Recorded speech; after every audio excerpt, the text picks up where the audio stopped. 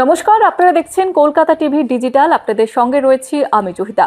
এই মুহূর্তে যে খবরের আপডেট আপনাদের দেব, আপনারা জানেন যে মার্কিন যুক্তরাষ্ট্র কিন্তু ভয়াবহ তুষার ঝড়ের কবলে।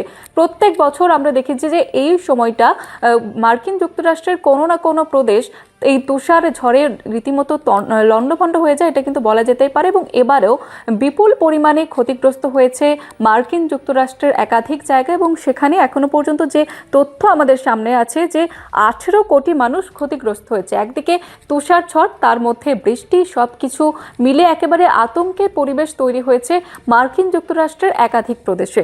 এবং এবারে এই যে 18 কোটি মানুষ ক্ষতিগ্রস্ত হয়েছে, এই সংখ্যা মার্কিন জনসংখ্যার প্রায় অর্ধেকের সমান। অর্থাৎ বুঝতেই পারছেন যে কতটা ভয়ানক পরিস্থিতি তৈরি হয়েছে সেখানে।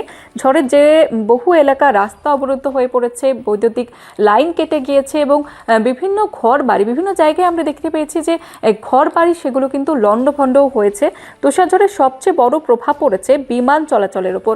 আপনারা জানেন যে ইতিমধ্যেই বেশ কয়েকটি বিমান পরিষেবা বন্ধ রাখা হয়েছে, ইন্ডিগোর তরফ থেকেও জানানো হয়েছে। এছাড়াও অ্যাসোসিয়েট প্রেসের তথ্য অনুযায়ী শনিবার থেকে এখনো পর্যন্ত 14,000-এরও বেশি ফ্লাইট বাতিল করা হয়েছে, এমনটাই কিন্তু খবর পাওয়া যাচ্ছে।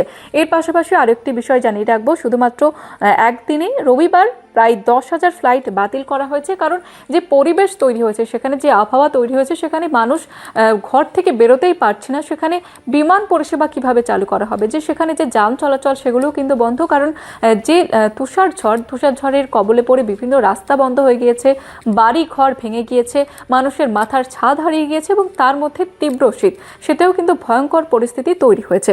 এছাড়াও যেমনটা জানাচ্ছিলাম আপনাদের, যে Dallas, fort worth, Charlotte, Philadelphia থেকে শুরু করে একাধিক জায়গা রীতিমতো তছনছ হয়ে গিয়েছে এই ঝড়ের কবলে পড়ে। এছাড়াও আপনাদের জানিয়ে রাখবো যে এই পরিস্থিতিতে বিমান সংস্থাগুলি যাত্রীদের বিমানবন্দরে রওনা হওয়ার আগে অবশ্যই তাদের ফ্লাইটের বর্তমান অবস্থা পরীক্ষা করার পরামর্শ দিয়েছে। এবং এছাড়াও অনেকের হয়তো ধারণা হচ্ছে বা প্রশ্ন জাগছে মনে, তাহলে কি যে টিকিটের টাকা সেটা কি ফেরত দেওয়া হবে? যদিও জানানো হয়েছে যে টিকিটের টাকা তাদের সম্পূর্ণভাবে ফেরত দেওয়া হবে।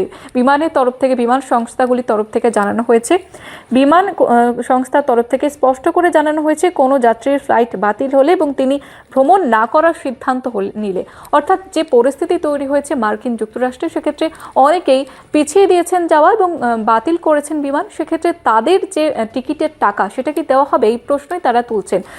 সেক্ষেত্রে আপনাদের জানিয়ে রাখবো যে বিমান কর্তৃপক্ষের তরফ থেকে জানানো হয়েছে তাদের সেই ফ্লাইটের টাকা কিন্তু সম্পূর্ণভাবে ফেরত দেওয়া হবে।